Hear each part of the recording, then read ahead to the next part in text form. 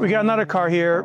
It's a 2020 Carrera with bespoke wheels, 21s in the front, 22s in the rear. It's got an updated Carrera front bumper, an updated sport package in the rear bumper itself with the sports exhaust.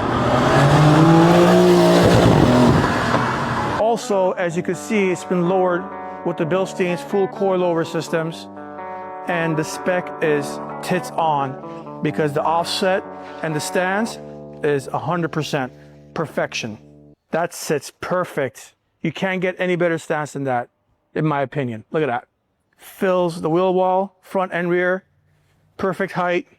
All the black trims on this car, most of it at least has been painted body color. The best thing about these cars is you can modify them to have close to 600 horsepower plus. You have a 600-700 horsepower beast that you can drive every day with no problems and reliable.